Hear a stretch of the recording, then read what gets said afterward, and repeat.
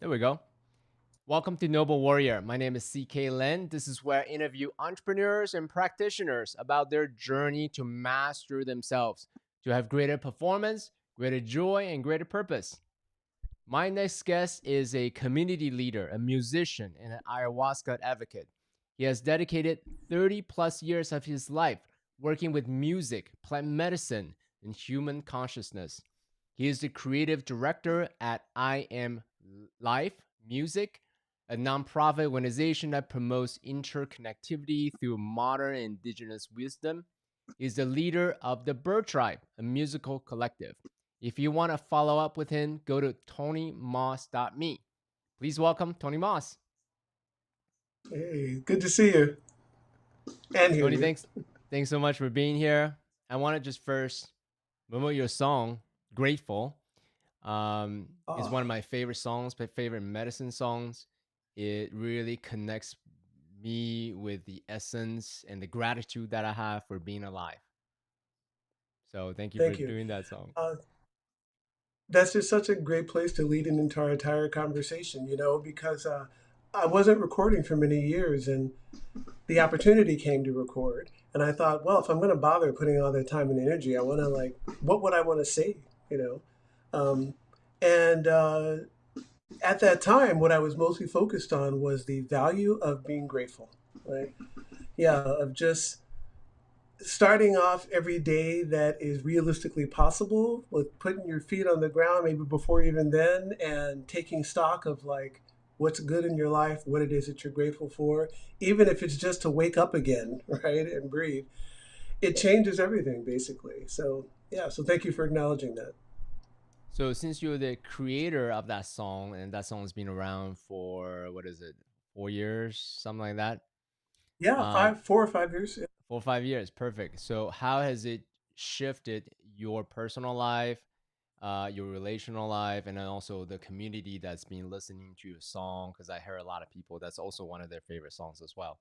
What kind Yeah, of quote unquote impact it has on you, has on the community, and the broader humanity as a whole? it's been an amazing journey. That's a multifaceted question, and I'm going to keep the answer succinct, almost like in bullet points. So, first, I remember thinking that there wasn't much of an audience for what's now being called medicine music. Yes, there is an audience for people that do, yoga and self improvement and, plant medicine ceremony work. And so I thought I'm going to create this song for them, right? And they'll get it and they'll appreciate it. Um, and that would probably be somewhat the extent of, my recording endeavors. Absolutely wrong on both fronts. So I get messages literally all the time from people all over the world telling me that they have stumbled across that song and that it has pulled them out of a depression. Or that, my father died and I played that at his funeral, which was one of the intentions for writing it actually. And it also, because of that, it also opened me up to the possibility of maybe I actually do want to return to the recording industry relative to that as a platform to share, you know. Yeah, so the Birds in Paradise album, Bird Tribe, came followed that because of it, the song Kalyana, and now the new album. So yeah, so the answer to the question is it not only opened me to a broader community of people, it also inspired me to delve even more into what it is that I do and kind of inspired me to want to do it even more. Yeah. Mm. So it's like a positive feedback loop, positive affirmation to who you are, the unique medicine that you can bring through songs to the broader Yeah, world. you nailed it. I remember listening to I was on the radio, driving with a friend, and they said, "Oh, have you heard Nako Bear?" And at the time, I really had it. And one of his songs, what I mostly zeroed in on was this one lyric he says, which you're probably familiar with, where he says, "Find your medicine and use it." And I remember being really struck by that as an artist and a community leader and someone that does medicine work as well. Just this idea of finding whatever it is your unique expression is You go to Agape International Church, and Reverend Michael will often say, "You are a unique emanation of whatever God is doing right now," right? And that's a quite literal statement, actually, right? Um, Once you really get that, and you realize that in the whole history of humanity, there's never been another CK and never will, and that you have particular attributions, talents, and a particular history and life experience and a perspective, you can actually take all of that, right, and turn that into whatever it is you're going to offer to life, which I think is, yes, that's your particular medicine. Right? How you're going to hone and shape that and give it back to the world. I'm smiling so big because that's one of the messages on the podcast we share a lot. There's only one of you in all of eternity, billions Ah, before, yeah. billions after. There's not going to be another Tony Moss, another CK Lin. So, how can we empower each other to bring forth the essence that's uniquely you? So, thank you for Yeah. double clicking on that. So, on that note, Tony, you've Absolutely. been doing this work, elevating human consciousness, plant medicine. In all the work that you've done, how have you identified that medicine to bring forth and give yourself permission to amplify it through the online world, the music, or other platforms? How have you identified that and excavated that to bring forth that to the world? Any transformational technology, whatever it is people take on, in my particular case, it just happened to be plant medicine work, specifically ayahuasca, because that's just what happened. It found me, or I found it, found each other. Um, One of the things you quickly get from doing any kind of like authentic transformation work is the limitations that you have placed in front of you. Self-imposed limitations, conditioned limitations by family, by culture. Um, yeah, and there's this beautiful opportunity that it offers you to, one, recognize all the limitations of that, right? And then to start to move through them, right? And in that, there is this permission. It's like almost everyone at some point will be posed with a question that kind of looks like, if you did not have these limitations and these self-deprecating or self-limiting beliefs, what would you be doing with your life? Like what would get you, jumping out of bed in the morning, and what would motivate you, right, to want to participate in life at the fullest extent? So that's what I got from the plant medicines early on, and all the other things that I was doing in conjunction. And it's also what I have seen people consistently get, right, when they take on this kind of work. Is it can be uncomfortable, as you know. You know, someone said many years ago. I heard this as a quote, that one of the most difficult things a human being will do is face themselves, right? And it's true. It's like men would rather go to blows, right? Go to war, right? Rather than take an honest, full account of themselves, right? So that's required, right? At some point, if what you want to do is quote unquote transformation or spiritual work. And the beauty of that is what we're just talking about, that you can start to see through the illusions of your own story. And by that, I mean the limitations of that story. And you can really start to live a rewarding life from an authentic place, right? Um, and start to look at, like, yeah, what do I want to offer? Because guaranteed, that's one of the things that will come up. You will quickly realize, as you know, that one of the most profound things, and I think profound in that it comes up cross culturally throughout time, is on the other side of a healing experience or a transformational experience is, what can I offer? Yeah, I often say it's like going to Burning Man the first year, right? And you're just blown away by all the amazing things everybody has done. The second year, it's like, what do I want to do? Yeah. So, my personal journey with this medicine work and also transformational path is I'm an engineer by training. So, as an engineer, we want the most effective, the most efficient way to get from point A to point B. And hence why I love, for a time I identified myself as a biohacker, as a consciousness hacker, because I want to, go after the outcome as quickly, as efficiently as possible. And throughout this journey, that I realized It's actually layers. There's a lot of layers of illusions that I had, and it was through uncoupling all these layers and layers and layers that I was able to quote unquote heal myself throughout the process. And with every layers I guess taken off, a new realization, new paradigm come to be. So rather than seeking a sort of a light switch moment, go from unconscious and drinking ayahuasca, ta-da, I'm fully conscious.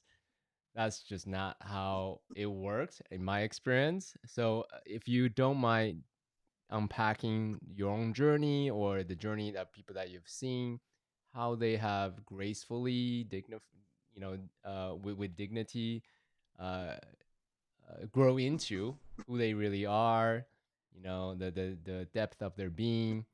That would be very helpful for those that are just on the beginning part of the journey. Because if I hear them, if they hear you for the first time, they may think like, "Oh, okay, great, all Right. once and done," kind of a thing. So if you don't mind going Yeah. into the details, that would be really Yeah. great.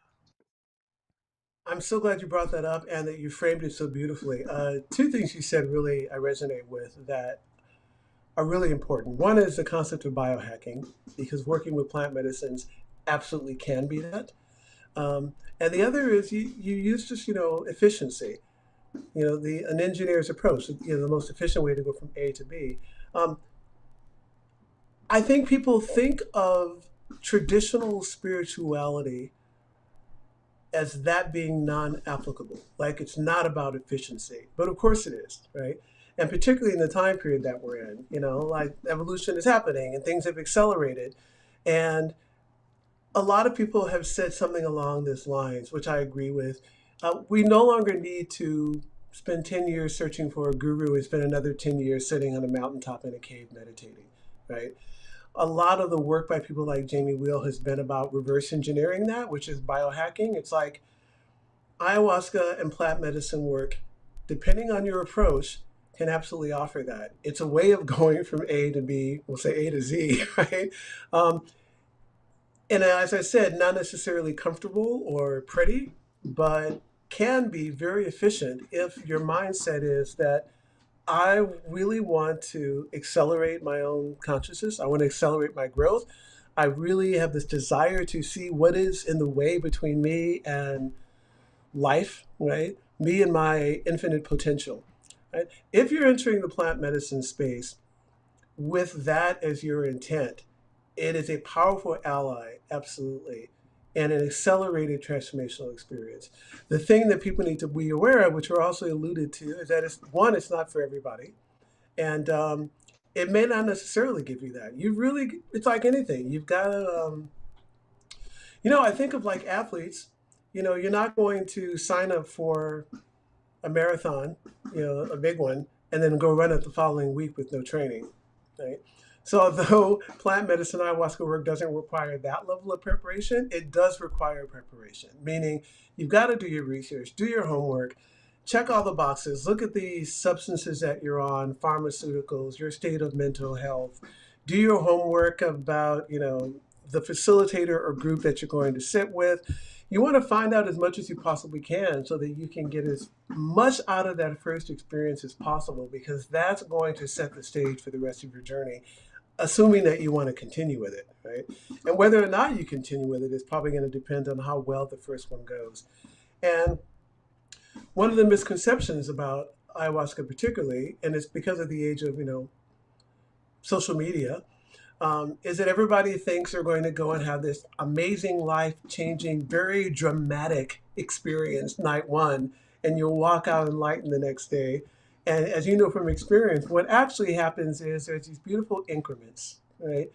You might have an incredible blown out first experience, but in the integration process of that experience, what you'll notice is like, oh, this one little improvement happened. Like I'm now a kinder person, or I'm now in a better relationship with my mom, or whatever the thing is. I'm now not so stressed. I am less anxious, right? And from that success, that little win, you go back, and what you'll start learning is the technology of ayahuasca and plant medicine ceremony in general is that you set an intention, because it allows you to start recognizing all these layers of yourself. And it can take a full night for one of them. And you might go in one night and, say to yourself, my intention for this evening is just to get in touch with my anger, right? Or just to get in touch with my illusions around relationship, or um, I want to deal with some trauma that I only just realized I might even be carrying. Right? That is how I think. Well, what I've seen and what I know and works for people that want to take it on as an actual like transformational modality, as opposed to a one night exotic experience. And I'm not knocking that either, but I think if all you're looking for is the one night, oh my God experience, I do think you're missing out on its potential as a bio life hack, like ally, right, for all of your life ambitions. Yeah. Thank you for affirming what I was trying to articulate. The way I relate to all transformational modalities. For me, again, right, I'm an engineer by training, so I look at the world through skill acquisition and tools. That's just how I'm trained. That's my worldview. And ayahuasca is a really powerful tool, and it amplifies and magnifies our consciousness so that I can see all the nooks and crannies of my higher self, my negative self-talk, and then Yeah, experience that fully, and then make a quote unquote decision afterwards. Hey, do I want to do something about it now that I'm aware of this? Okay, if so, then what are my integrative practices, my disciplines, so that I can, you know, incorporate and internalize the lessons into my behavioral change, rather than just, oh, that was a great insight. I'm one with God, and check. yeah, Right, next ceremony, yeah. please. You nailed it. Like that. Yeah, I love the way you articulate your approach and experience because that really nails it. If a person is just looking for, and I don't use the word just to belittle what I'm about to say, if a person is just looking for an experience of higher self, of some type of maybe validation of spirituality or God, um, that can definitely be delivered. But I often find, as you have, that that might initially be incredibly satisfying and life changing, but right away, what you'll actually want to do is play a bigger game, right? Meaning you'll want to dive into life and start participating more, typically. And then everything else you brought up is going to come up, at least potentially, is again like it's a skill set, right? It's you're adding this amazing, powerful tool to your life. Um, in terms again of how to achieve not only what one wants, but how to participate in life, how to help other people, whatever your thing is, right? Like I, you use this term, which is a valid one for me, elevating human consciousness. I knew when I started saying that a lot of people were going to be like, "What the hell is this guy doing?" Talking about elevating consciousness. Well, this is one of the things you get permission about is to get really clear on what it is you're up to, right? I was at Burning Man one year, speaking of Burning Man again, and a good friend of mine, Devin, was in that camp. And at some point in the conversation, he told me his dad once said to him this quote that has stayed with me ever since. He said, "Know what you're up to and be up to it." Mm. And I just fell in love with that because it's true. One of the things that you hopefully will get in your life, particularly with doing work with ayahuasca, is to really narrow in on what it is that you're up to, like what it is that you're about, what it is that you want to contribute and accomplish, right? Whether it's just like, I just want to like be the best doula and help bring babies into the world, or I want to take people to the moon, whatever it is. Like, know what you're up to, right? You got to nail that. And then you got to be up for it. You got to be up to it. And I realized after years of doing traditional activist work, which is super valuable. I just don't do that type of work anymore. I realized for me that where I was going to be most beneficial was on the front lines, which I actually call of consciousness, like um, helping to expand and elevate consciousness for individuals and for humanity in general was just the game that I was playing. Right, it's where I wanted to spend a lot of my time and energy and perfect a certain level of skill set and mastery. And this was maybe like 15, 16 years ago. I've been working with ayahuasca for about 15 years already, by the way. But I hadn't really cognized it in that way. And suddenly it dawned on me, it's like, that's actually what I'm about. It's what I'm doing. Whether I'm making art through, visual art, music, event production, underneath all of that, what motivates me is, in what way is this thing, even the title of this song or the title of this event, in what way is that helping to contribute to the elevation and expansion of human consciousness? Hence why my music label is called I.AM.LIFE, right? I thought even in the name I wanted to be a mantra, right? And I thought, well, yes, I am life, right? Yeah. I love that. No wonder, I feel like it's such a kindred spirit when I speak to you. Whenever we do cross our path, I'm very much about the same way. Though our approach is a little bit different. I'm not a musician, right? I do appreciate music. So, so you've been doing this for 16 years professionally in terms of serving the medicine, with that intention of elevating the collective human consciousness, from one practitioner to another. What have you discovered in your 16 years of doing this regarding the toolkit, regarding what works, regarding, what to pay attention to, the metrics of how you measure that? Like, whatever you would like to share, I'd love to hear. What have you discovered in the 16 years of being intentional about this? I think that is such a big question, but the answer can actually be really whittled down. It deserves a moment. I would say the thing that has most stood out for me is that one, human beings are pretty much the same wherever you go, meaning we're definitely wired uniquely from familial and cultural conditioning, right? But basically, as a species of people, we're pretty much the same. And although the ceremony approach needs to be tailored for specific cultures to be effective, at the same time, people go through the same processes, reach the same realizations, and the basic playbook for this type of work is the same, which is the preparation for the ceremony, right? Holding a really what we call tight container, regardless, meaning a place that is a ceremony space that is held so safely that people feel free to relax into it and go through their work. And then, most importantly of all, the integration, right? Is making sure that people have access to integration tools, if not through you as a practitioner, through other groups, and explaining what that is. Right? A lot of, back when I started, the concept integration didn't exist. Nobody was using it. It came about as I was coming of age in this medicine work. Now integration is everything. You hear it everywhere. Um, it's almost cliche as it should be, right? Um, it is all about how one integrates the ceremony experience into their life, as you alluded to. It's taking this hyperbolic, sometimes really dramatic experience that seems life changing in the moment, and then come Monday, Tuesday post ceremony, it's like, what do I do with this? Right? Um, yeah, so finding ways to integrate that experience and supporting people in doing that has been really important. Um, I would think the other thing that I have learned is how much deeper and more complex and beautiful people are than they think they are. Yeah. I find that, which I'm sure anybody that's done this work, you included, can relate to.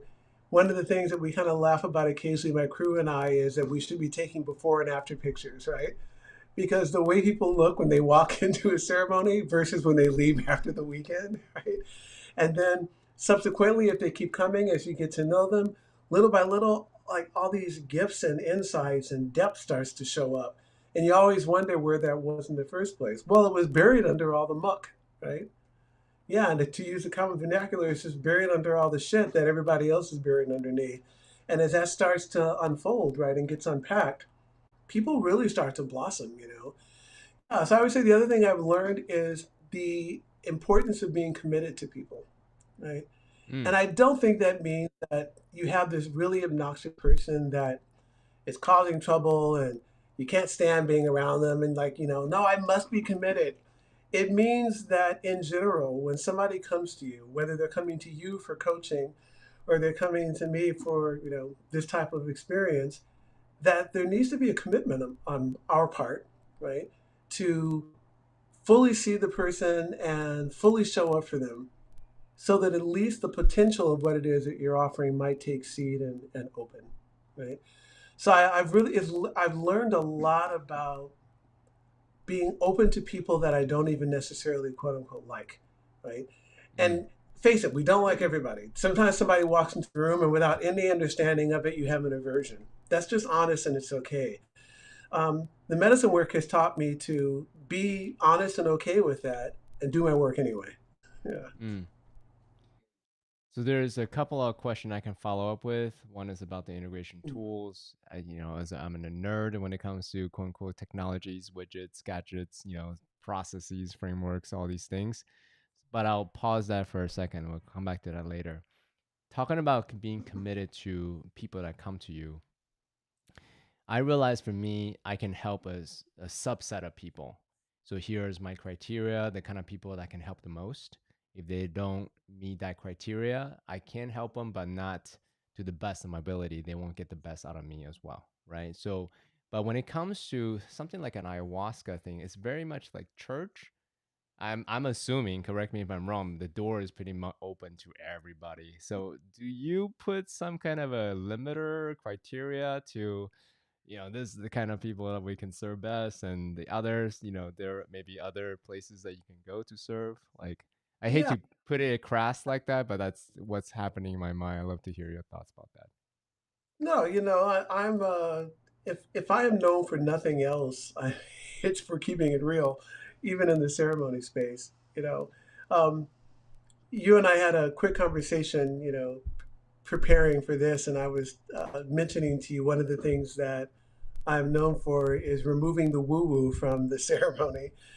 And what I mean by that is, it is a technology. It is founded in tradition and particular culture, and I've studied that over years, and I bring that to the work.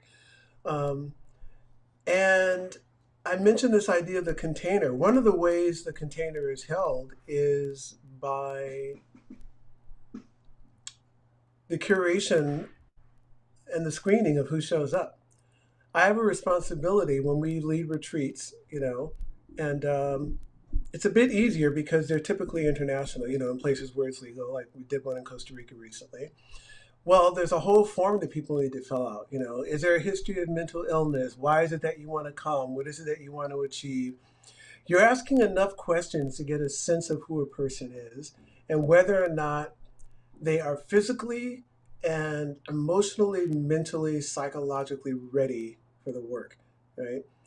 And if you get red flags from somebody and you let them show up anyway, my experience has been that in almost every case early on when I would do that, they would be a disruptive force to the ceremony as a whole. And I always look back and I was like, why did I do that? And the red flags were there. You get to the point where you pay attention to the red flags. And part of my responsibility as a facilitator, right, as a practitioner, to provide the best experience for everybody present. And I can't, let's say you're going to have a group of 20 people, hypothetically. You can't sacrifice the experience of the other 19 people for this one person, right? It just doesn't work that way. It's not going to work for the group. It's not going to work for the one person either. So I get your question, and I like that you framed it that way. If you're a church, the doors are open. Absolutely everybody can walk through those doors and receive whatever it is this particular church or tradition is offering. Um, if you wanted to go to Peru and sit with ayahuasca in a quote unquote traditional setting with indigenous people, chances are pretty good that they're going to kind of approach it the same way. But I can tell you from like a lot of experience in the world of ayahuasca and plant medicine work in general, everything evolves. This work has evolved to it, has gotten very mature, and almost no one is going to do that. Almost no practitioner, facilitator worth their salt is just going to let anybody come to ceremony that wants to, right? Just because they want to. I will give you an example.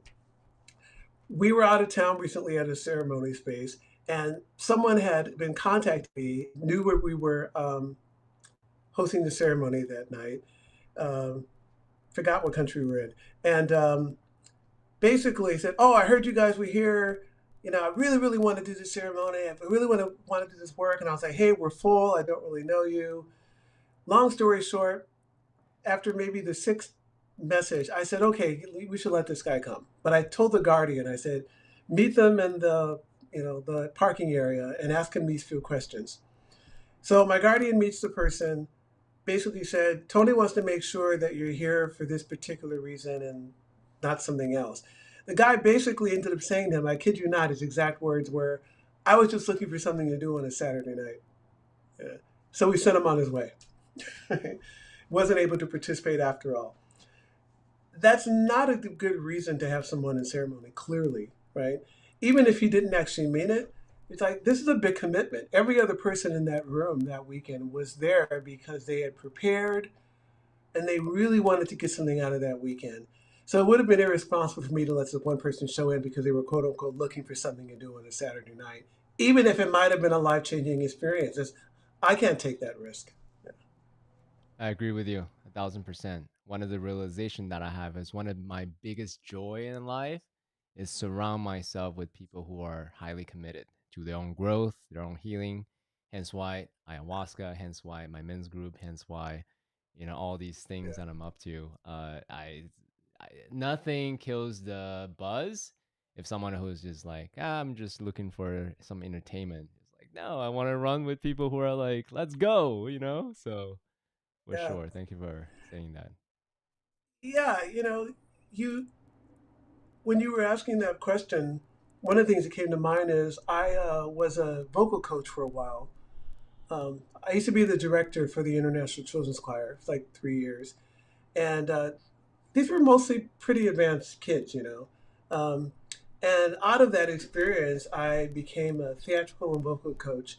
And one of the things I quickly realized is um, I'm the kind of artist that is a really good coach for somebody who is already relatively advanced, right? So for a kid that's already been trained and has some skill, I can take them from point A to point B, or in this case, they're probably already at B, and I can take them to C.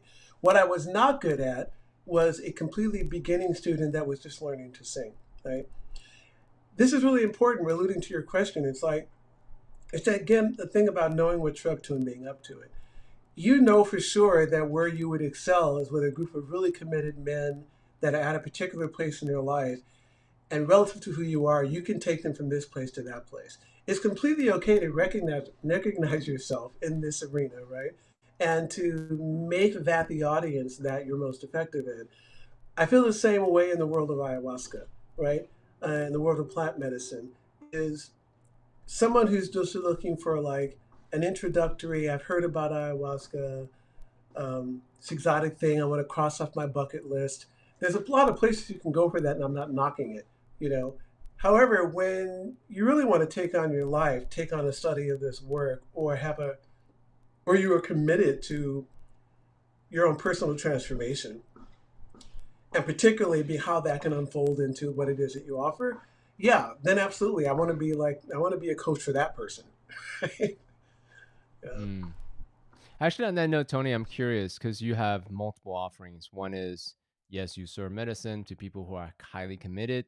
And also, there's this I.AM.LIFE music offering, Mhm. for people that want to experience medicine songs in a modern fusion, like beautiful way, which I totally appreciate.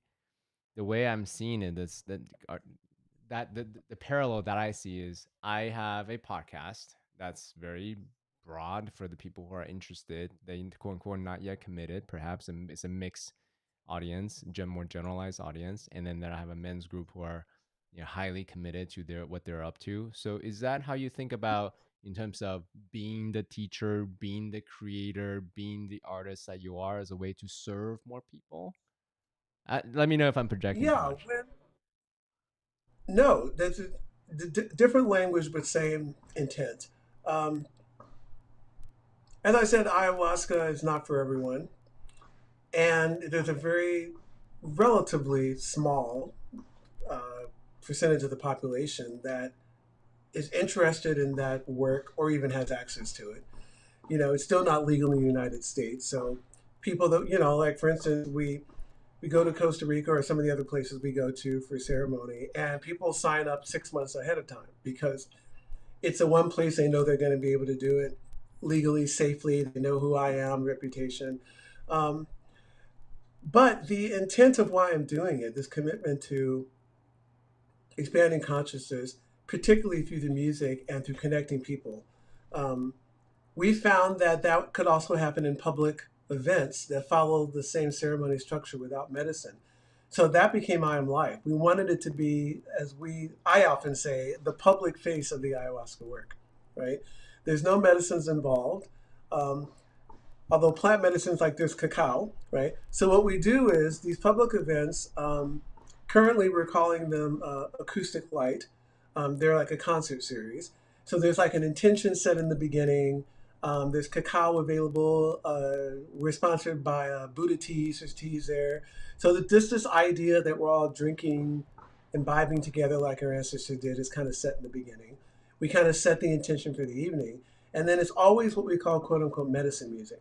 It's the environment is set up so that it's not like entertainment where you go to a concert, people are talking and partying in the back, drinking alcohol, and the artist is up there and you may or may not pay attention. In these kind of environments, everybody's zeroed in on what's happening musically, and the artists are close and in intimate contact with the audience. And most of the people in the room have had experience with plant medicine work or something in the world of transformation. And you're getting to connect with, for an evening, people that are kind of on the same page as you are, committed to some of the same things. People make new friends constantly. We do too. Or if they've been listening to, like Grateful for a year, this happened at the last concert. Someone came up and said, I just want you to know I've been listening to your song for a year and I've been wanting an opportunity to actually meet you. And so tonight is it. And those are really special moments that they are for me and they are for other people too. So yeah, you're right. Actually, that's one of the reasons we do the public events, and one of the reasons the music aspect, on life is so important, is that it allows the same energy and intent of the ceremony work to go out into the world in a way that's not, it's not woo woo, it's not suspicious, and it's not illegal. There you go.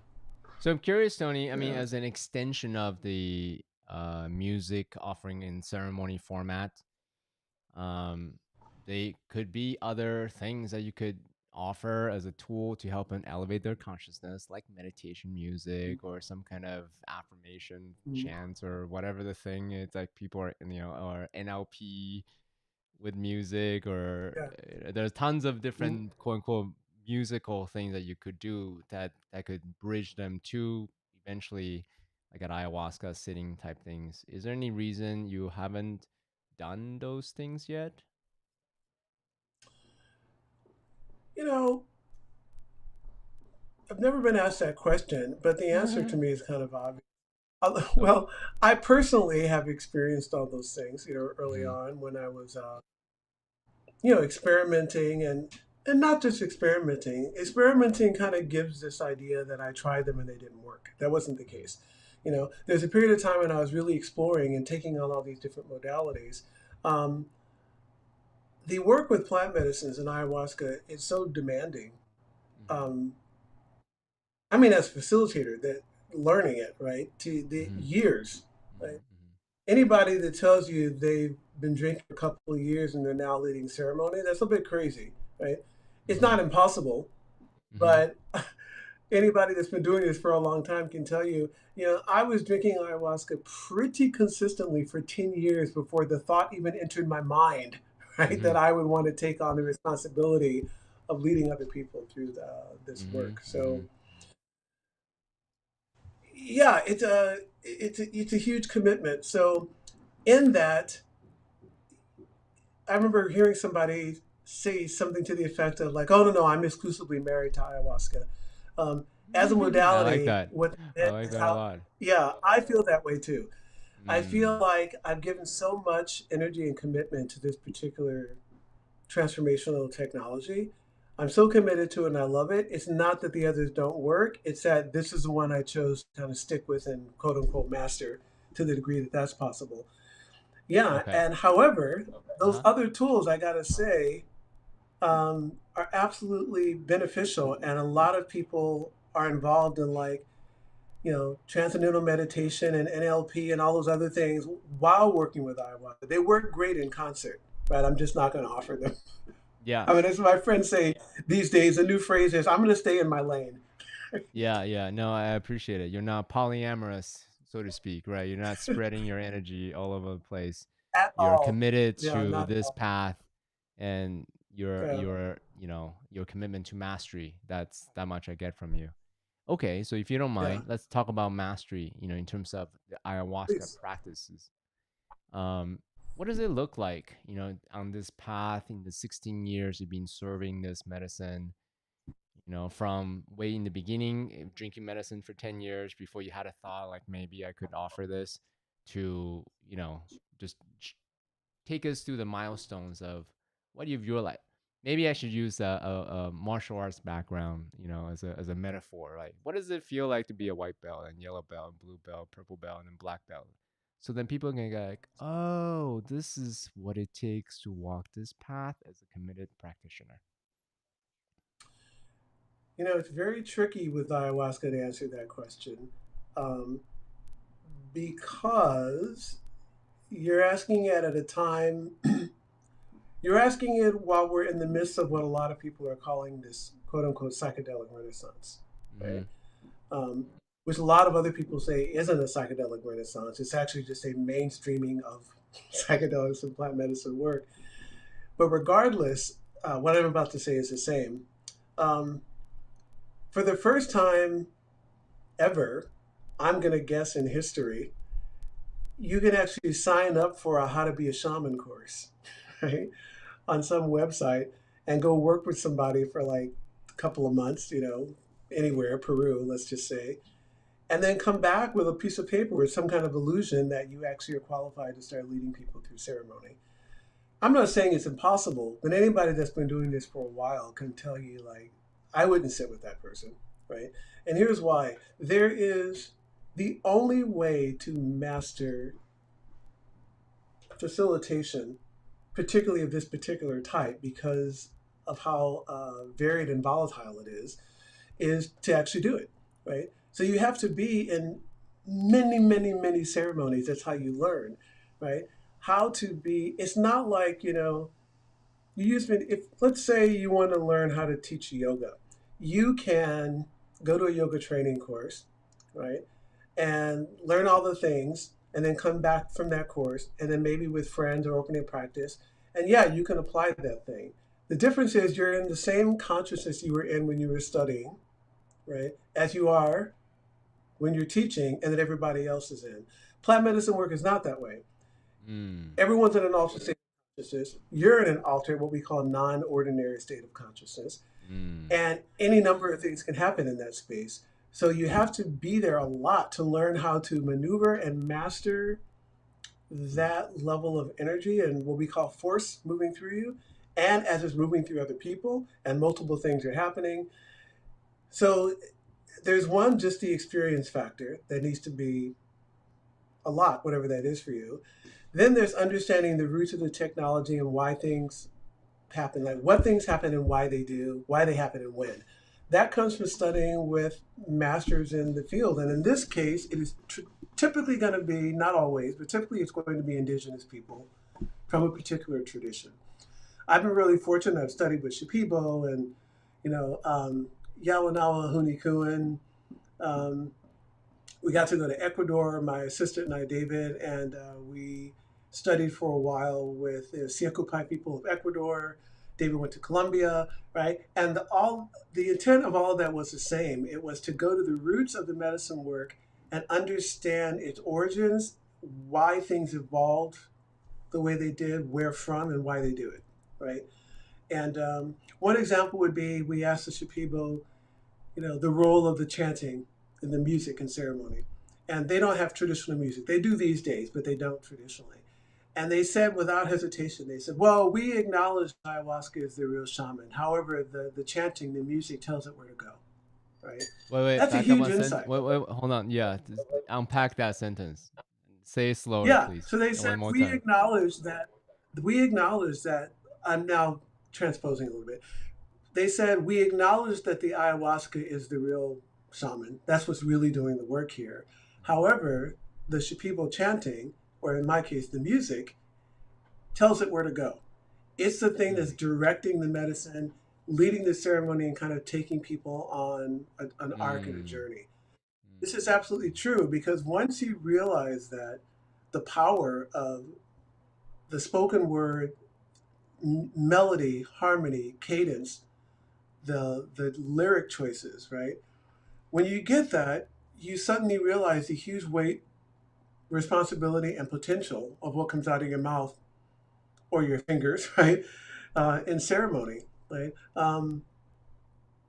Yeah, so that although as simple as that was, hearing it directly from them, that insight, and then going right into ceremony afterwards and having a deeper understanding of what it is they were talking about, vibration, frequency, and sound in ceremony.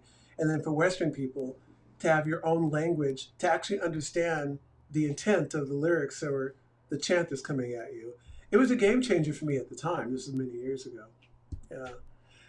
Yeah, so it was just examples of like the all the different layers and both subtle and I think dramatic of training necessary to eventually get to this place where you feel like you've mastered what you're doing enough. You've mastered facilitation enough to feel confident and safe to take other people on that journey, right? And mastery is always a tricky word because you want to remain forever a student, as you know, and you do. But at the same time, there is this place, and let's talk about mastery in general for a moment, because I know it's really what you're about. There has to be a moment in your journey when all of your work leads you to a place where you can say, okay, I have mastered this thing, right? Relative to where you are in that moment and relative to the arena that you find yourself in, there does have to be a moment when you're claiming mastery. Otherwise, you never get there, right? And it's not from an egoic place, like, well, like the fake it till you make it, or the, in this case, what's that phrase everyone's using now about spiritual bypass, right? It's not just you're going to claim yourself as a master shaman, right? You're claiming yourself as a master engineer. It's like, no, you've done the homework, you've done the study, you've seen the feedback from the work that you've put in, and you can actually get to a point where it's like, okay, the next level of me and my work is me owning what it is that I've done so far, right? I need to like sit in this place of mastery as an artist, right? Or wherever it is, and then start creating and doing my work from that place, meaning not from insecurity or shyness or fear, but from a place of confidence. That's really what we're talking about when we're talking about mastery. I think it's a, yeah, I love the smile on your face because I know from knowing you, you know what I'm talking about. It's really about getting somebody, like say me as a coach, to a place where they feel, I feel completely confident now with this particular skill set to go forth and do whatever it is. I think that's a level of mastery. And then where you can take it from there is completely up to you. Because every master has a master, as we know. And I think this concept is so important that every single artist has another artist that they aspire to. And it just keeps going on and on and on. I love that. Thank you. I mean, I just got chills. Thank you for explaining that so articulately as you do. To me, mastery is the horizon. I never get there, but the Uh, level of competencies that I gain over time is the path to mastery. Because I've never set my yes. mindset to mastery, then I never get there anyway, right? So it's, exactly. So for anyone who claims, quote unquote, I'm a master of this and that, I would usually like take a double pause, like, yeah, are you really? Kind of a little, Right. the engineer in me would be a little skeptical about that, just the egoic posture that you talked about. But if I see someone who put in sincere, earnest effort, discipline, and in demonstrating their own competency level, to me, that's really what I was talking about. The yellow belt, Yeah. And they blue have belt, a purple belt. body of, depending on the modality, there's a body of work that backs it up, right? And an approach. I have this really good friend. He's worked with me in a few albums and production. And once he was talking to someone, and I don't remember the context of the conversation anymore, but very casually, completely appropriately, he ended up saying something like, well, I'm a master musician in response to something they said. And there wasn't the slightest hint of ego or misunderstanding in that at all, because that's exactly what he is, right? Um, yeah, he studied for years. He has a professional career. He's produced music, played music, been on Broadway, right? And he is forever a student, complete humility. But in that moment, he was also saying, like, well, yeah, I know what I'm talking about. I'm a master musician. This is what I do with my life, right? And I'd never heard it used in that way where it had this absolute perfect balance of ownership and humility at the same time. And I feel like that's what a true master is. So, on that note, Tony, at what point in your journey, whether it's the 16 years or the 30 years of you pursuing this career path, let's just say, right, this intention that you have, for you to claim, I'm now able to quote unquote be a teacher, a guide, of sorts to help those who want to, who resonates with my resonance, Mm. with my skill set, with my competencies. What was it, a light switch moment? All right, ta-da, I've arrived. Now I can serve. Or was it just more of a gradual realization, more and more confidence and in your competency? Wow, it's such a great question because of what it brings up for me, um, which I think is fairly universal. I think typically for most people, it comes from someone else, Mm, whether it's a mentor you've been working with, or let's say a particular community, you know, calls you out. It's like one of the things we've talked about often in my I.AM.LIFE community is most leaders are not leaders from ambition. They're leaders because they were chosen to be. They're leaders because they were called out, right? The community recognized you and wanted you to be a leader, right? And you accept that at some point. It's like, okay, I'll accept this responsibility and I'll do it to the best of my ability. Um, in my case, a couple of things happened.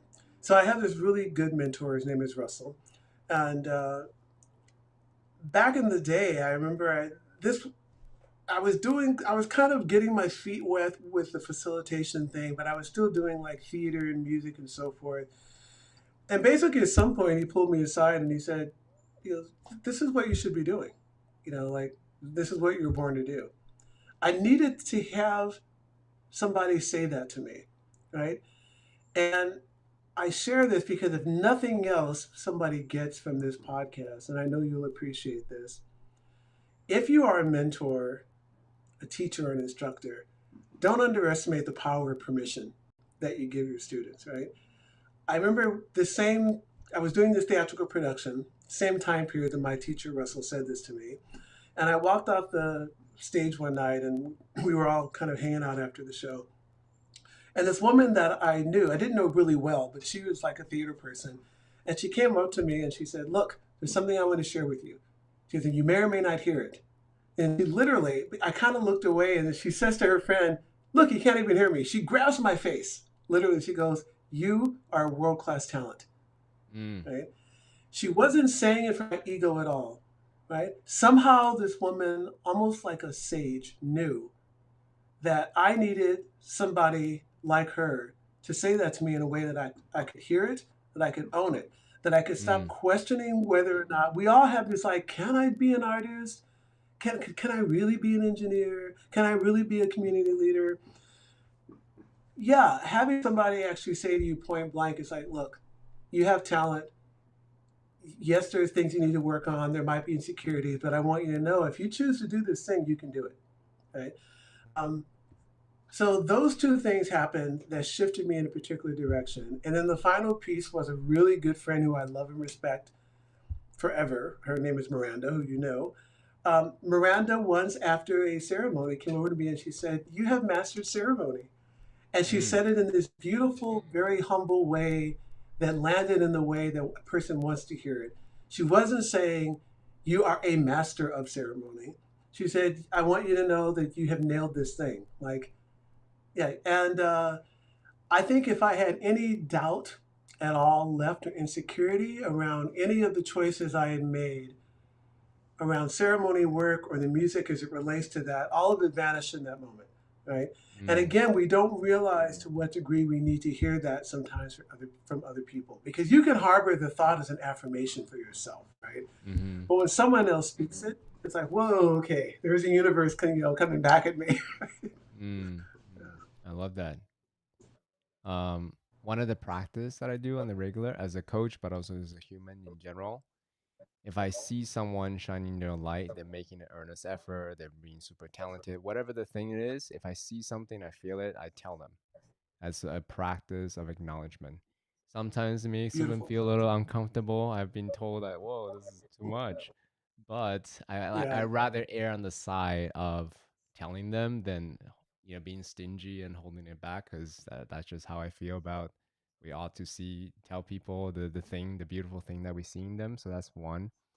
And the second one is, I totally forgot what I was gonna That's say. But great. anyways, that's one thing that I do as Yeah. a way to invoke, the truth, the Yeah. beauty, the wisdom And they as have. I said, to give people permission that they may not even know that they need, you know, having those things said to me, the first two particularly, I would say in a lot of ways they really changed the course of my life Mm, because up to then I realized that I was harboring a secret ambition or affirmation for myself that I could actually record music and be worthy of someone else listening to, right? mm, But having somebody that didn't know me well to come up to me and say, "Hey, I want you to know that," that shifted everything for me, right? mm, I realized that it wasn't just some private personal ambition and thought, that I had hidden under insecurity. It was like, she called me out. Right? I was like, oh, I got to kind of like step up my game here. That's why it was so valuable. Yeah. yeah. It's almost a recognition of the essence of who you are, your quote unquote dharmic path that you've been on, secretly Oh man, thinking this that is so nobody else great. knows, right? I have been doing a deep dive into the concept of Dharma for the last like 8 days. And Okay. I'm so glad you brought it up in that way. Yeah. Perfect. Yeah. Yeah. Go ahead. The Tell reason tell is us what many, you learned. many years ago, I don't want to lose your train of thought, but many years ago, a friend of mine took me to a city yoga event in Santa Monica. And the head of the city yoga lineage, named his Guru Mai, was doing this whole talk on Dharma. And I remember being the audience going like, what the fuck is she talking about? Right? Like, not only did I not get it, I was convinced she didn't know what she was talking about, right? And then, of course, later I started to understand like and it turns out it's because it's one of the things that doesn't have a direct translation, as you know. Um, but one of the ways that it's explained that I really resonate with is one of its definitions is potentiality, right? Your particular dharma. It's like it's almost like what's gotten popular now is this idea of ikigai, finding your life's purpose. Dharma is kind of almost referring to your potential, right, in the particular lifetime, and that's very much what we're talking about when we're talking about mastery, right? And this idea of finding your medicine and use it. It's all dharma, right? It is just like looking at yourself honestly, and that's again where the plant medicine comes in. Let me strip away enough later so I can get an honest assessment of CK, right? And then it's like, here's what I think that I'm about. Here's what I say that I'm about. And now I'm going to look at what it is that I'm really about, what it is that I'm up to and committed to, right? And then your dharma is like, well, now I can actually see my medicine, my potential, what it is I want to commit myself to, and do it, right? Like start to live into that mastery, live into that dharma. Yeah. So I'm curious to hear your take on that relative to what I just shared about it. Oh, for sure. I mean, I've talked to a number of transformational coaches. One of them, I can't remember his name off the top of my head. It's gonna come back to me. Anyway, that's all he's about. He wrote a book called "The Great Works of Our Life." It's all about Ah, Dharma, and he studied the greats, the Mother Teresa's, the Mahatma Gandhis of the world, and then discuss at length how they found their Dharma. And what was surprising for me from studying that book and also having a conversation with the author was that they too had great insecurity, self doubt about the path that they were on. So it's like, oh, so it's not just me as a human. It's even for these extraordinary human beings, they too have private self doubts. yeah. Um, so the historical context around Dharma was a profession, right? That's how it was explained. Hmm. But to the modern interpretation that I have is, what is the path, that's emerging from within the essence of who you are, and how can we use that essence, use the unique superpower that we develop over time in service of others. And yeah, so that's why I'm a purpose coach, and that's why I do what I do and do the podcast and all these things as a way to Yeah, support people to excavate the depth of who they are, neutralize any barriers, any illusions, saboteurs that stops them from living that, and amplify that and bring out the world. yeah. And I like the concept of Dharma because it's not going to be something that's at odds with who you actually are and what you love. Your Dharma, as I'm understanding it, and all the things related to it, this idea of finding a medicine, it's actually always going to be in accord with your natural sensibilities, right?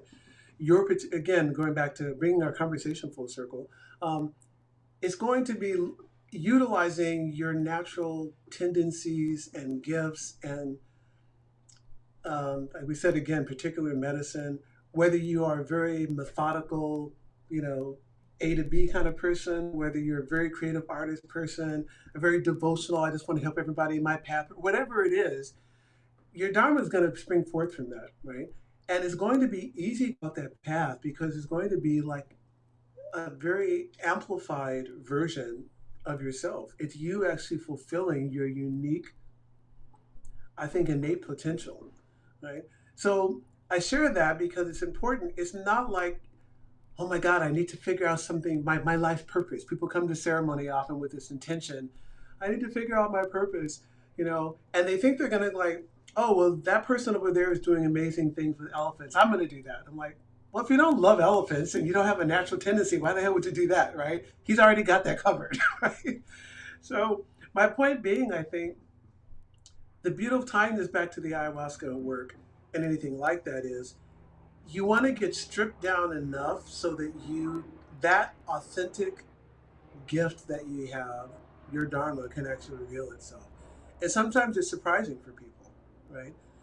Yeah, sometimes people realize, I realize that all I really want to do is help other unwed mothers, single moms raising kids. And like, then go be the best person out there doing it, right? Like, fully commit to doing that and be extraordinary with it, right? It really doesn't matter what it is. I saw this organization, I think, well, EFAW, they do lots of things, but one of them is whenever you see these disasters, and boy, we got plenty of them currently, earthquakes and floods and, fires, and obviously there's a human response to that, and all these organizations on the ground that rush in to take care of people. A lot of people don't know there are organizations that are solely dedicated to the pets and the animals, Mm. right?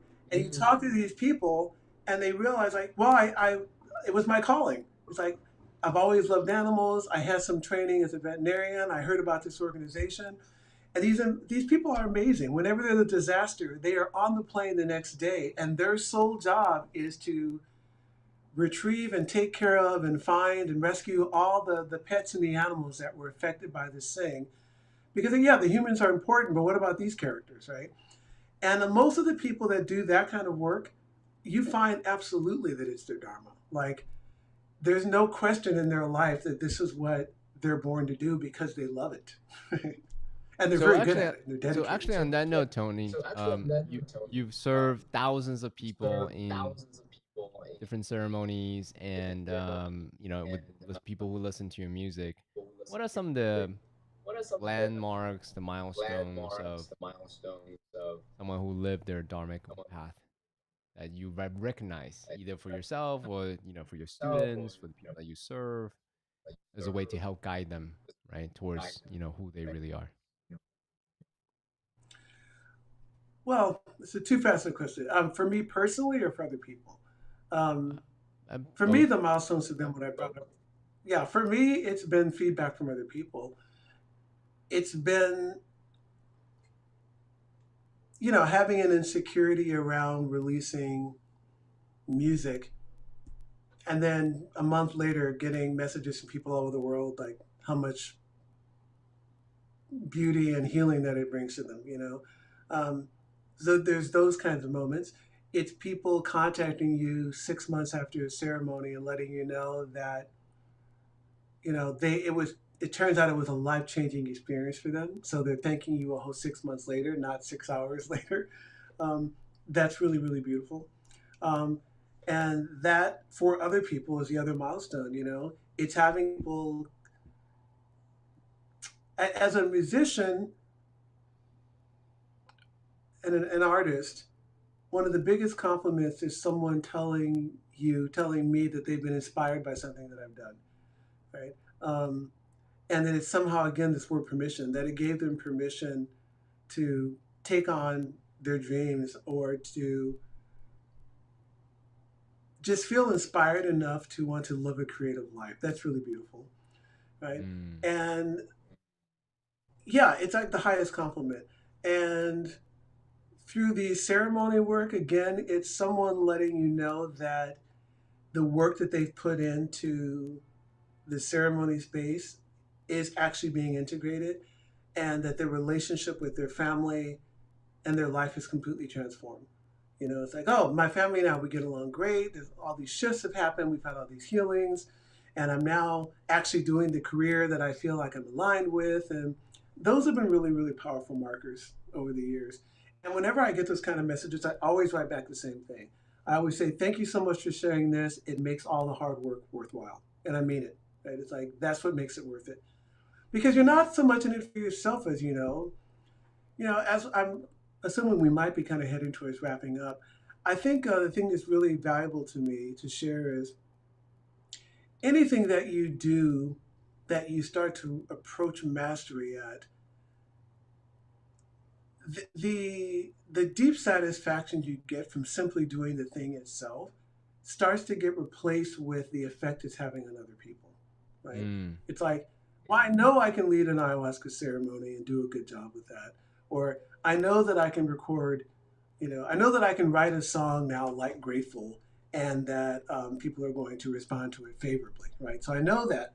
So the high of getting feedback on that is not the motivation for doing it, right? The motivation for doing it now is actually how it's landing on people, right?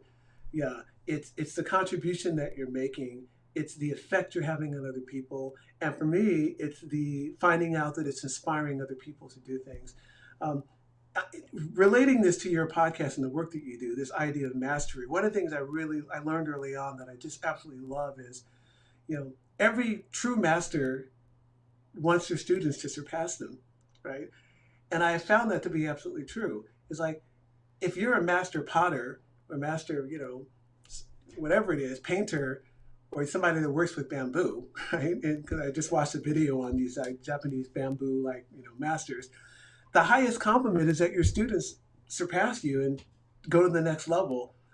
And early on, I did start to see this pitfall of like, oh, the young people that were studying with me, I was kind of getting threatened because they were getting really good, right? And then I realized, like, whoa, what am I talking about? Like, this is an absolute compliment to not only my work with them, but to the craft itself. It's like, I want to be the kind of teacher that teaches somebody how to be better at what I'm teaching them than I am. That's the best. Yeah. Reminds me of Phil Jackson and Michael Jordan as an example. Yeah, yeah.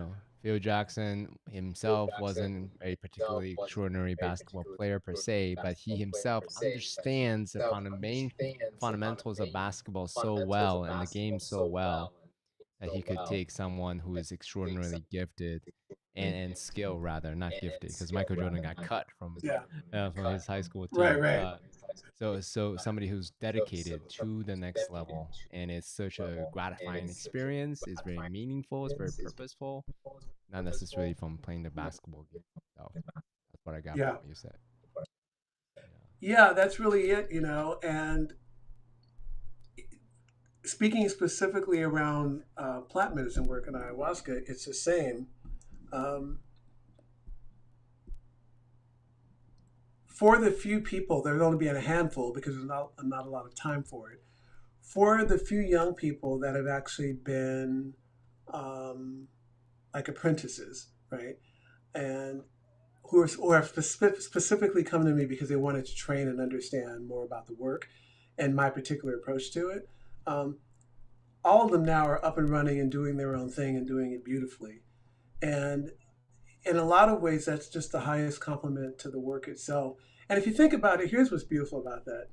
I had a teacher, again, Russell, who invested a lot of energy and time and, to some degree, training in me.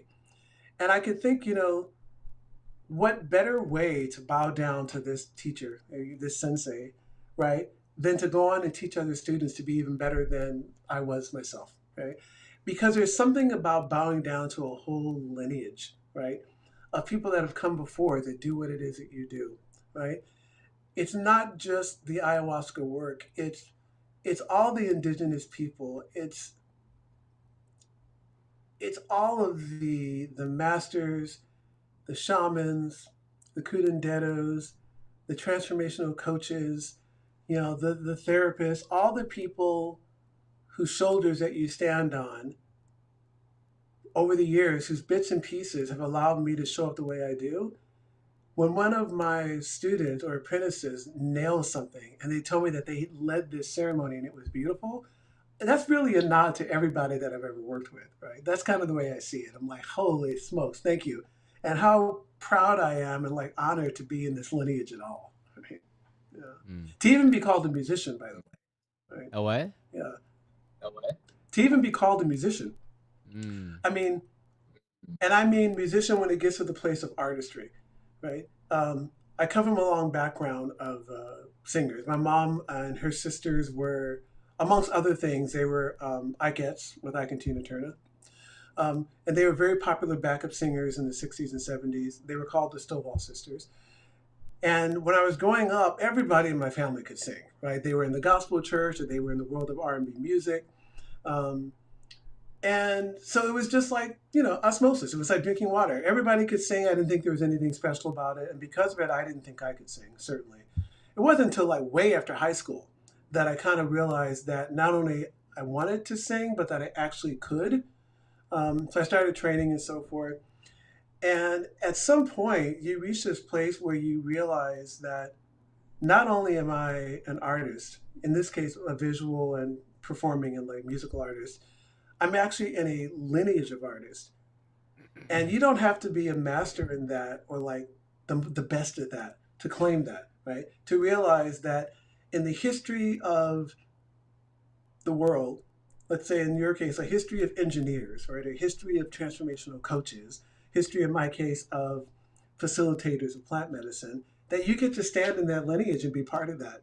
It's really a beautiful thing. It's something to be grateful for. And to me, to kind of have to honor, right? I want to carry this on in a good way, is the way I look at it.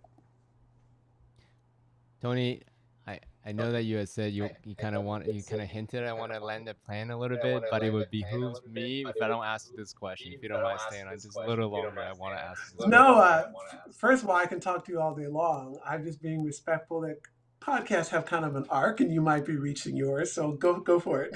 Oh no. We're good. Yeah, let's go. So all right. Great.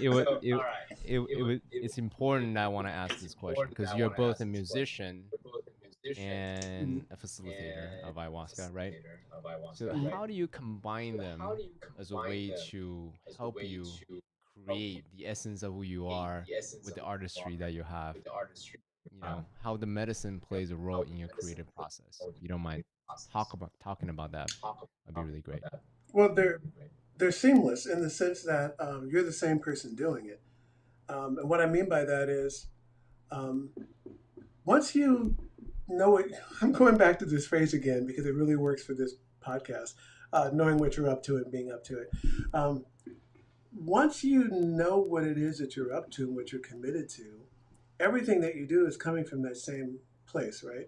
So when I am writing music, it's inspired by and informed by my ceremony work, ayahuasca work, which is informed by my commitment to elevation of consciousness, which, interestingly enough, is absolutely informed by my passion for this bringing together of science and spirituality, the technology of where the two meet is where I exist. And I mean that quite literally. Quite honestly, it's where we all exist, right? Meaning there is this mysterious, mystical, magical aspect of life that we don't fully get, that we're living nonetheless. And then there is the technology and science of it that we're understanding more and more as we move along about how our bodies work, how the universe works, you know. Just the idea, for instance, that there is no actual empty space. The space is actually something, right? And that we are emerging out of that field, whatever it is, right? This is a spiritual concept, right? But this is also a realization of quantum physics. And that's what I mean when I say the intersection of science and spirituality, mysticism and art is in reality where we all exist. So the work that I do comes from the intersection of those places. I'm always looking at when I'm creating something. Um, there's the artistry, there's the science, there's the mysticism, right? And there's my wanting to transmit, right? Wanting to share, right? So they all come together when I'm writing music or creating a piece of art, right? It's like, how can I bring those things together?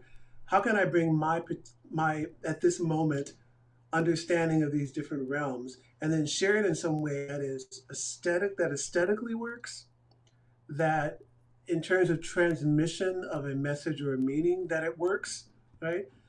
And that's what keeps it interesting and fun for me. It's like it's got to do all those things. I need to feel like it's actually good art. I need to feel like it's communicating something valid, right, from my perspective. And it needs to happen in a way that is effective, meaning it's not woo woo, it's not over the top, it's not too abstract. At the same time, it's not cliche. You have to find, like, the role of artist in general is always to make the kind of invisible visible in some way. Um, yeah, so that's how that all works for me. You know, and I can honestly say, that is my day to day existence. Even as I move through the house, getting up in the morning and making tea to start the day, um, I'm already in this realm of aesthetic. I kind of submerge myself in this kind of aesthetic consciousness about being hyper aware of the beauty and the form and the texture of the cup that I'm about to grab. I'm thinking about where the tea came from, right? The history of green tea and matcha. What does it mean that it's matcha? Where is it made from?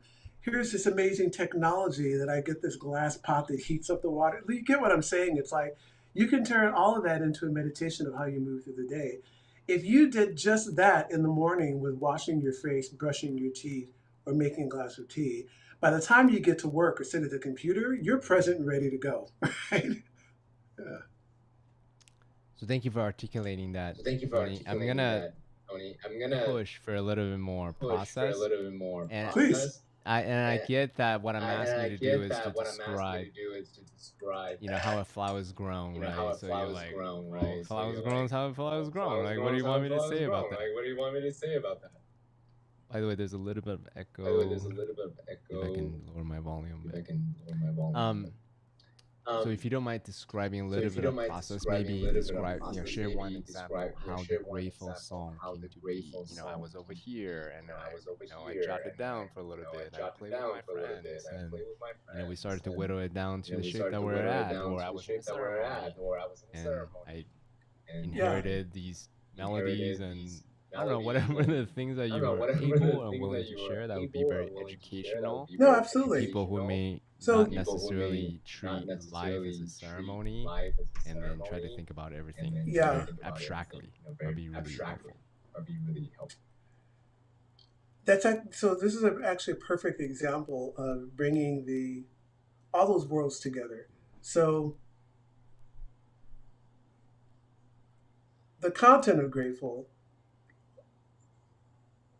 a few things happened. One is I started to realize in ceremony that, and I share this very often in ceremony, one of the things I will say is if you were in this room, you're amongst the most privileged people on the planet. And most of the world's population would gladly trade places with you and take on your problems, right? This is true, right? Of most people in the West. and not universally true. Not everybody wants what we have, right? But face it, most people do. And then I say, the reason why gratitude is so important is that if you look carefully, the answer to most of our so-called problems is actually just gratitude. So I was really doing a dive and a kind of inquiry into gratitude. Like, what is it even? Like, you can't really articulate what it is. It's a feeling, right? It's a state of being. It's an intellectual concept. So a friend passed away, a good friend who had recently, it's ironic, had recently announced 17 years sobriety. Within a few months of that announcement, started using again. Long story short, he eventually passed away related to that. And I'm thinking about what the heck I would want to say at a funeral in a situation like that. And so that's where Grateful came from. It was a combination of, as I was talking earlier about bringing kind of the intellect and the mysticism and the magic all together, I wanted to say something about the importance of being grateful. And I also was looking at what's the valuable thing one would say at the end of one's life or somebody else's life. And what came to me was that it would be to be grateful to have lived it all, right?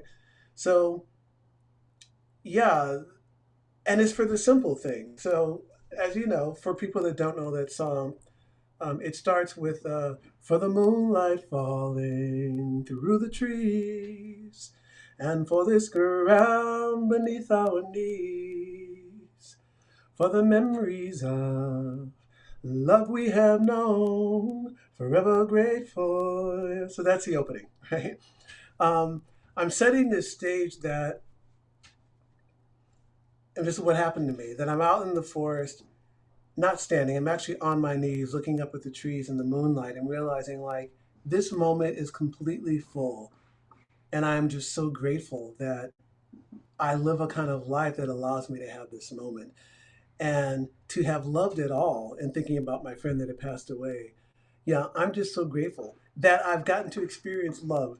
The love didn't last forever. One of the things they don't tell you in the fine print when you're born is that it typically doesn't, but the experience of love does, right? Your actual like physical lived experience doesn't. But having had the experience of being in love and knowing what that is, and once you tap into that, that's the essence of the song. It's like to have loved it all, right? That's the main message, and to have lived it all. So that's the process. I have to set that up because my job was how do I take that sentiment and then turn it into a piece of music that actually works aesthetically, in all the ways that music needs to work, right? For people to actually receive it and like hum along and sing to it. So I created the early version of it. I started singing it in ceremony. It started to refine itself with the help of my friend Dylan and Diana, who sing with me. And then my producer, Johnny, I invite him to ceremony. He hears the song. He goes, okay. I said, look, we need to like record this song, but I also want it to be universally accessible to other people, right? So his job was to take the very mystical ceremony aspect of that song, keep that intact, but also give it a universal, pop song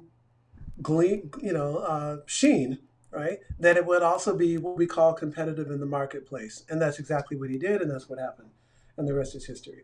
So to break all of that down, you go from being authentic to your initial vision, in my case, the kind of mystical ceremonial sentiment. Then you have the discipline. So we're talking about the discipline of artistry, or as an engineer. The discipline is now I have to write the actual lyrics that are going to work in a particular song format that is functional, right? And then the other discipline and the professionalism is choosing the right people, and in this case, my producer, and letting him do his job with me consulting of how to bring all of that and the musicians and the string players and bring all these different people into the studio. And then finally, the person that's going to mix it, engineer it, mix it, and master it. And my job and his job, the producer, was to every step along the way to maintain the authenticity of the initial vision so that it could land, right? So one of the things I love is when somebody hears a simple piece of music, because I know better, is they go, oh, that's so amazing. It's just her and the guitar. It is beautiful. What they typically don't know is everything that happened along the journey, right? so that that thing could go from its initial inspiration to land as it does to you, you know? And I want to give an example about Adele. I'm giving a shout out to a pop artist. I remember hearing Adele for the first time. I had been traveling, I didn't know who she was. I'm driving along the freeway in LA. I hear this woman singing, and I literally pulled over, right? Because it was one of those moments when everything comes together. Of course, she had Rick Rubin producing, right? But her vocal performance, her lyrics, with this perfect production behind it, so good that I have to pull over because I don't want my driving and other people on the freeway coming between me and receiving this beautiful piece of art. Right? And I remember thinking, like, I want to create something like that. I want to create a song that somebody has to like pull over and listen to. And granted, needless to say, I'm not comparing Grateful to like Rolling in the Deep, but I will tell you, somebody wrote me and told me verbatim that's what happened.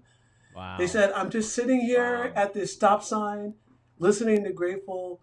You know, my mother passed away, and we're going to be playing this song for her at the memorial service. And I just needed to pull over and just really take it in. And I felt like, yes. So gratifying, I bet. That's amazing. That's amazing. It was really amazing because it's not about how many people you're reaching. You know, I'm reaching, you know, like the Bird Tribe album has like 104,000 quote unquote weekly listeners on Spotify. Adele's got, you know, what, 5, 6, 7, 8 million. That's irrelevant. And I say this because it's important for artists to know. It's whether or not you achieve the thing you set out to achieve, right? I wanted to create a piece of music that was so true and authentic to my initial inspiration that someone would want to pull over and fully listen to it.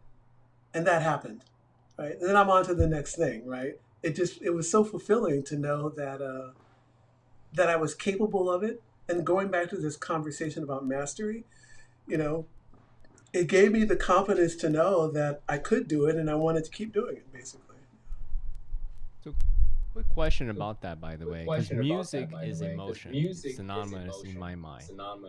And when you are a designer of a particular music piece, you're intentionally creating a emotional experience for them. In this case, is in the name. I experienced a experience of gratitude. It's so moving that it makes me cry. Or, stop by, by the side of the road and really just experience the gratitude of being alive, and having friends, and living this moment, talking to Tony Moss, and all these things, right? So, do you think about the sort of the emotional architecture about it? I know, again, I'm kind of being just asking you to break it down. The creation of an art. No, I love this. Scientific method. Like, what do you think about when you? This is, again, architect I an mean, emotional it's experience. a it's a beautiful conversation about this process because of who I know your audience is, because it can apply to anything. It has to do with being true and authentic to your initial vision. And one of the ways you're going to do that is by also bringing online your skill set, your professionalism, your discipline, right? So I had a profound experience of gratitude in my own life. I also knew how important the experience of gratitude and we kind of almost call it the science of gratitude, the importance of a quote unquote attitude of gratitude in one's life. I knew how valuable that was. I knew that the song couldn't just talk about it, right? I couldn't just pass along an intellectual concept. Somehow the song itself, the experience of listening to the song, had to evoke a feeling of gratitude. So this is what's beautiful about. Part of that is in going back to what I was saying earlier about bringing these different aspects of oneself together. Part of that is intuition. It's me understanding, was me tapping into my own feeling of gratitude and what that feels like. And then being able to write poetically and intellectually together lyrics that could convey that.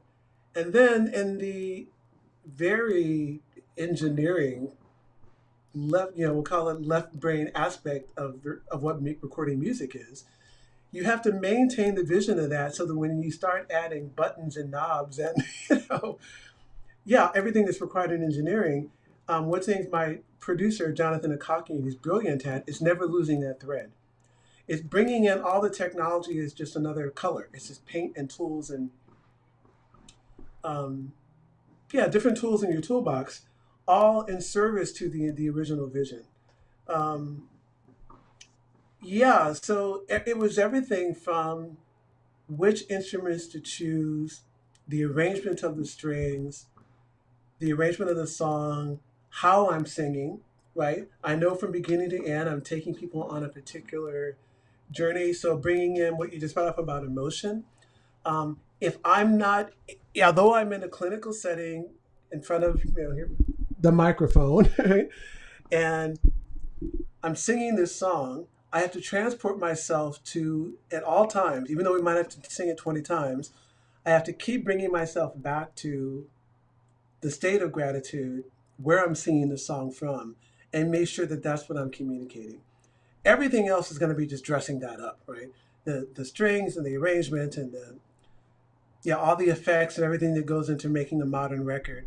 The vocal performance and the lyrics are most important. That's the actual song. So I relate this to any other project. If what you want to do, I'm just going to relate it to engineering and being an architect for a moment, just to give an example of what I mean. If your initial spark is, I want to create a public space that actually fosters connection. In this space, I want people to run into each other and connect, right? And I wanted to have a sense of airiness and openness and, let's say, connecting with the natural world. Great. You've got to be true to that all the way to the end, right? So as you start to design and architect, you can't lose that thread the entire time, or you'll end up somewhere else, right? Yeah, and that's where I say you have to have the kind of intuitive, artistic, creative, almost mystical vision first. And then all of your skill sets, your training, your years of study and all of that, then you call upon that to support that vision, right? And keep it intact so that in the end, you can look at the project and go, there, I did it. It wasn't what I thought originally was going to be, but now I've got this beautiful open space. People are here, they're connecting into it. There's a sense of nature around it. And yeah, my job is done. It's very satisfying. Yeah. What I'm hearing from everything that you said is a definitive deep self-awareness of what gratitude means. And then In this case, creating yes. lyrics and what was the second thing? The song, the vocals, right? That's the core. Yeah, there's the theme that lyrics you and wanna- then there's the actual melodic structure of the song. Correct. And then when you perform, and then add the packaging around it, the engineering, the technology, and all these things around it, as a way to help forward the thread, forward the vision, right, that you had in your mind. Yeah. And then when you perform, bring forth again, right, bring forth and evoke that highest state of gratitude in your performance. So then the technology, the engineering, and all these things can amplify the vibration, the energy that you bring forth. That's how I'm visualizing when you're describing your creative process. Absolutely. And that is specific to, I want to talk about quickly about that versus the concept of jazz. And when I say jazz, I'm referring to any other field. You can be architectural jazz too. What I mean is, Grateful had a very specific intent. I knew what it was. I knew what I wanted to convey, and everything had to be in service to that. Also, incredible great music has come from, like with the Bird Tribe album, we just sat in the studio and said, hey, play that flute. What's that one thing you played? Right? Oh, this sounds good with that. I'm going to do that. And then somewhere in that process, and then you're kind of, before I knew it, at least in this case, in the Bird Tribe album, I was singing, and Pink Dolphins is one of the songs. The lyrics for the last thing we added, right? We were just playing with all these different things. They harmoniously work together. I give it to our producer, arranger in this case, Jonathan, because I produced that album. And then when it came back, he said, I'm hearing kind of a vocal thing that would kind of do this. And I ended up singing, Medicina, my divina, bucana, da floresta. Well, that song just became Disneyland. It was like plant medicine in ayahuasca, inner child. You're on the river, which everybody is when you go to Peru. And I just had this visual of traveling down the Amazon River and how what an enchanting experience that is. And particularly when you're on medicine, it's like being what I call an adult Disneyland. We wanted that song to capture that feeling. That came about because we were playing, not because we had a vision to begin with. I bring that up because this is really two almost polarities of the same thing about reaching the same goal. You can have a very specific intent about a project, right? And like grateful, this is what I want to do, something about grateful. The other is the importance of play. Some of the most brilliant pieces of art, or I would say inventions, as we know, that have come forth and had huge impacts on humanity came from somebody just playing, right? Just kind of riffing on different ideas, and suddenly this universal inspiration comes in. It's like, whoa, that's an incredible song. We should go with that, right? Both things happen in my world, and they're both equally beautiful. I would say the first one relies more on my skill set and discipline as an artist. Like I really have to be disciplined to make this initial thing land the way I want. The second is more my ability to surrender to the artistic process, right? And just let the creativity flow through and collaborate with other people. And before you know it, you have, you know, some magical piece of work, right? Or a piece of sculpture, whatever it is that you didn't set out to create, but it starts to tell you what it wants to be as you move along. I'm much more familiar with the first approach, as you can imagine. Very intentional engineering, preparation, Yeah, the A to B. team, Yeah. right? All a lot of structures and discipline and all that.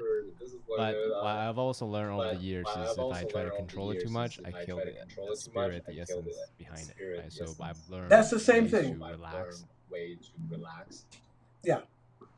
I'm not so familiar I just with want to the echo what second you're approach, saying. which is the jazzy, improvisational, but with flow. Let's just play. For Yeah. someone like me who is not so familiar with that, what are some of the tactical practices, disciplines that I can try on as a way to cultivate that play on the playground and just create in the moment kind of a thing? I don't know because it's so relative to each field. I know that in general, from my entire experience of life, honestly, from a very early age, most of the masters of a particular art form or technology that I've encountered, all of them have stressed the importance of play to some degree, including Einstein.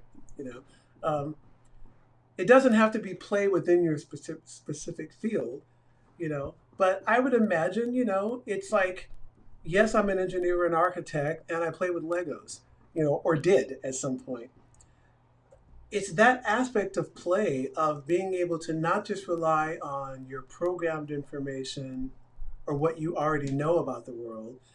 It's about tapping into intuition, however you cognize that, right? Tapping into the field of ideas and intelligence around you and being able to let that inform your skill set, right? I would think whether you're an engineer or an architect or medical doctor, all of them said the same thing.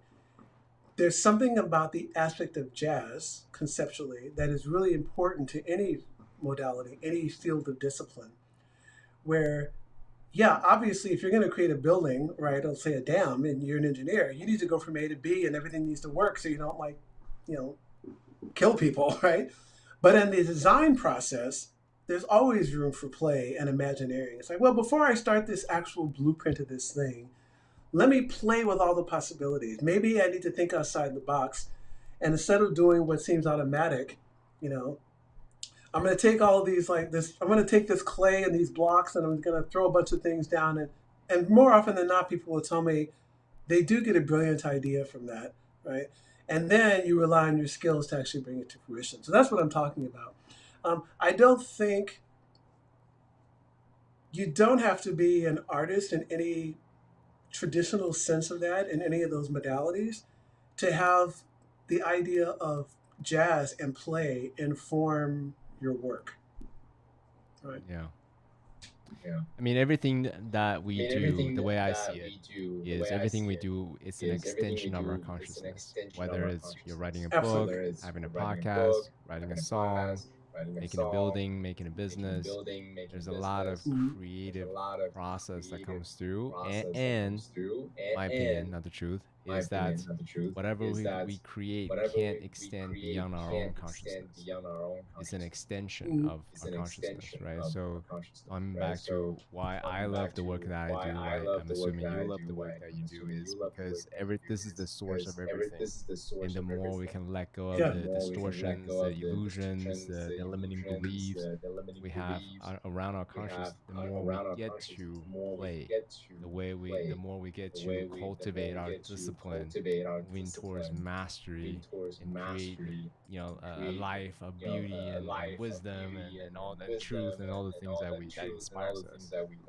That's what I got in this conversation. Yeah.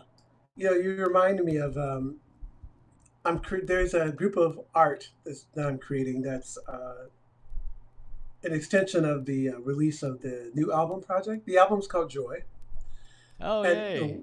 you know, Alegria, awesome. yeah, and it's interesting. Yeah, I'm so glad you said that, Salagria, and that I even thought to bring this up. And the reason is, Grateful landed. I mean, we've done Birds in Paradise, but Birds in Paradise was from Bird Tribe, so it was a group collective effort. And I hadn't done a full album of my own prior to the Bird Tribe album. I had just released Grateful, and I remember thinking one night in ceremony, like, okay, maybe I want to do one album, like a full length. But what do you follow up Grateful with? And it came to me like, well, of course, Joy, right? Um, and Joy because of its deeper connotation than happiness, right? You don't have to be happy, right, to have a deep sense of joy with the experience of being alive. And that's what the album is about. It's not a bunch of like happy songs, right? It's about this deep experience of like being joyfully alive. So relative to what you were just saying, there's the reason why I brought this up is on one of the pieces of art, I was at a friend's house in the bathroom, of all places, and he had this quote on the wall, and it's actually part of the art for the album, one of the pieces I'm creating. And it just reminded me of what you just shared. It says, it's by one of the Maharajis. This was Nisargadatta from the book I Am That. And it says, in reality, you are not a thing nor separate. You are the infinite potentiality, the inexhaustible possibility. Because you are, all can be. The universe is but a partial manifestation of your limitless capacity to become. Right? And I fell in love with that for the reasons that you just brought up. That the world we see around us, our lives, even in the moments when we can't see it, they are in reality an extension of our consciousness, of how we're interacting with life and the universe. In that quote, he says, because we are, all can be. And we are this infinite potential and possibility, kind of going back to Dharma. And some people have said things like, oh, well, that's a very first world perspective. That quote wouldn't mean much to you if, let's say, if you were in a refugee camp someplace and starving. I'm like, actually, it still applies because we're also talking about a collective consciousness, right? The world as we see it, there's this quote, I think it might be from Dostoevsky, I'm not sure, but it's this concept of the whole catastrophe, referring to the whole drama of human existence. All of it is an extension of our consciousness.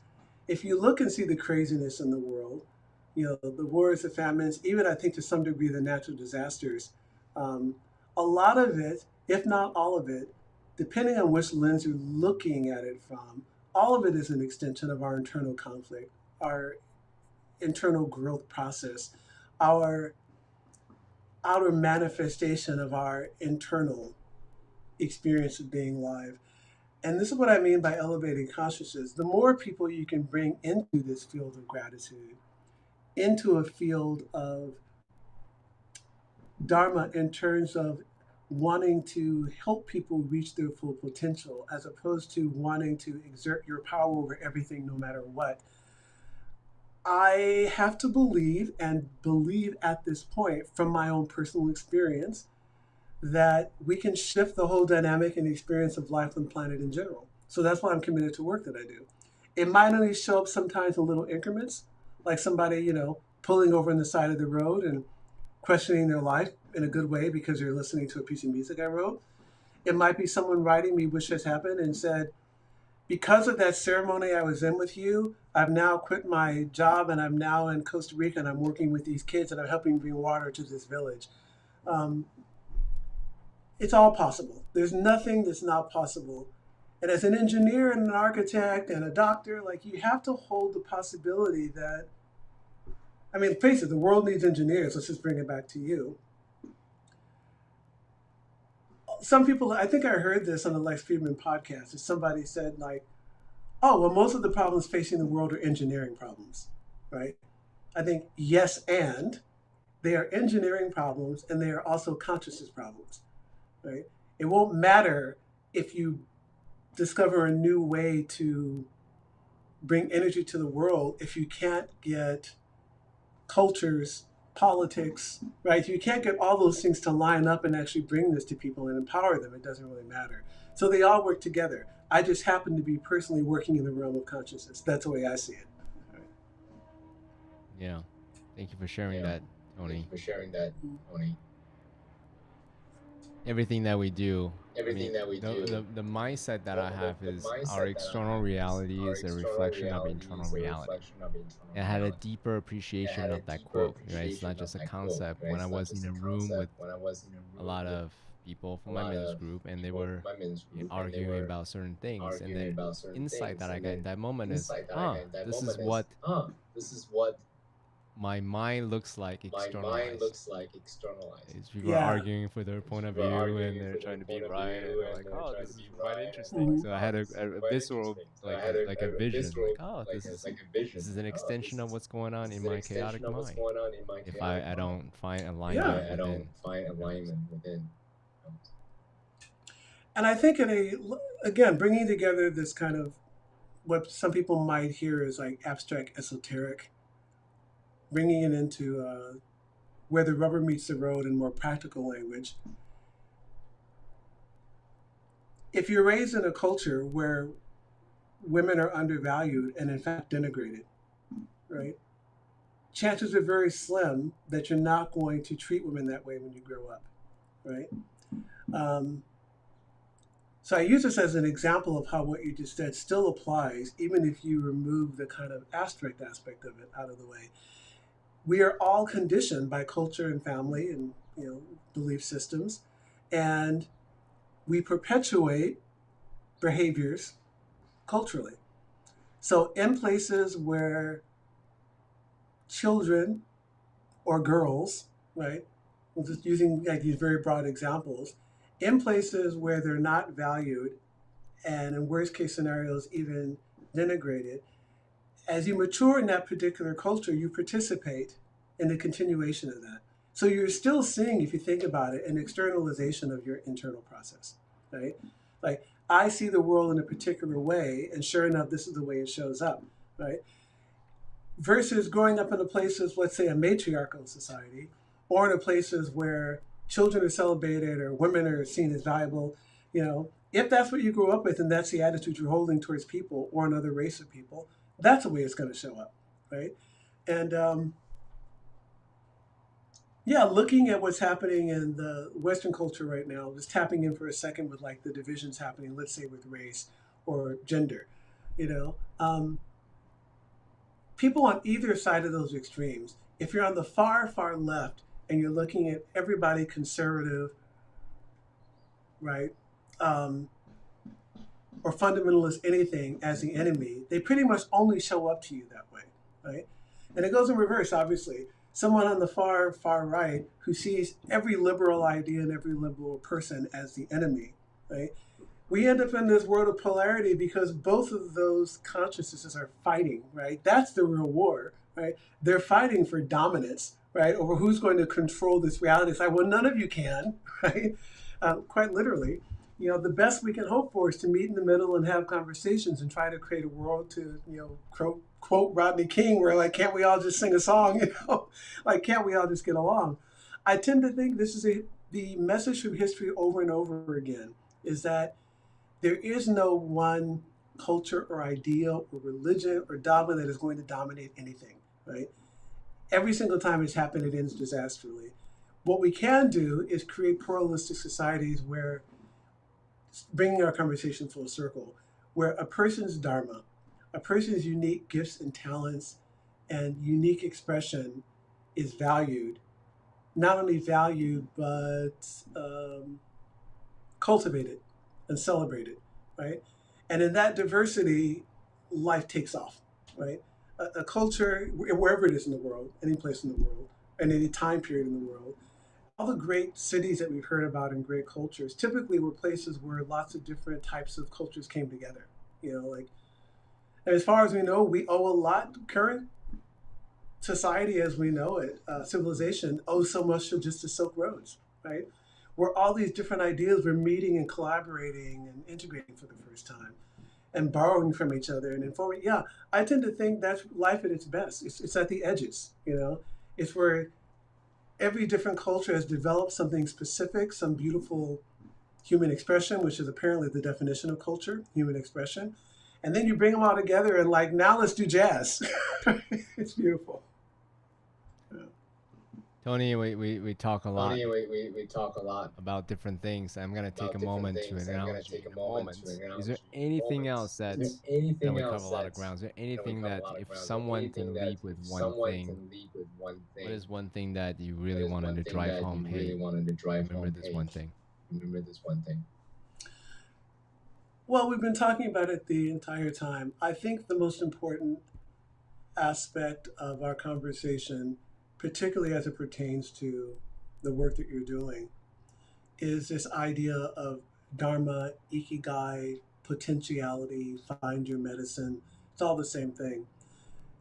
It's one, being willing to be honest with oneself about who one is, right? To be whatever technology or transformational tool you take on, be willing to strip away the layers of illusion about yourself and land in some honest relationship and conversation with yourself first. From that, again, know what you're up to and be up to it. Find what it is that turns you on, what your natural propensity, passions, and gifts are, and be willing to surpass the limitations of cultural conditioning or self-imposed conditioning. And yeah, I think not only for yourself, take it on, but take it on as a contribution to life. Yeah. Take it on as what it is that you can participate and offer to the whole catastrophe. That's it.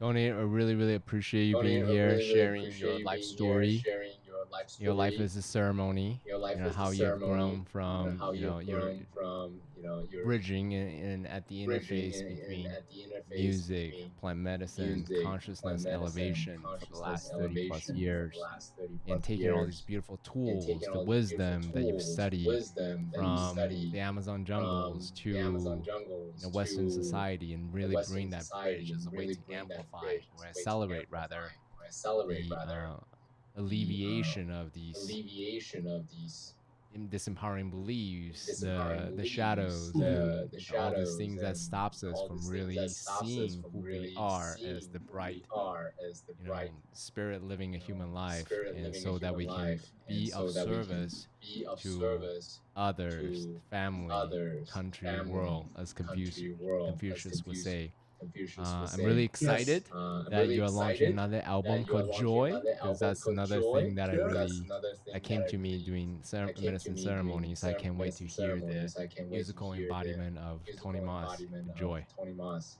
Joy. Yeah, I'm excited too. Thank you.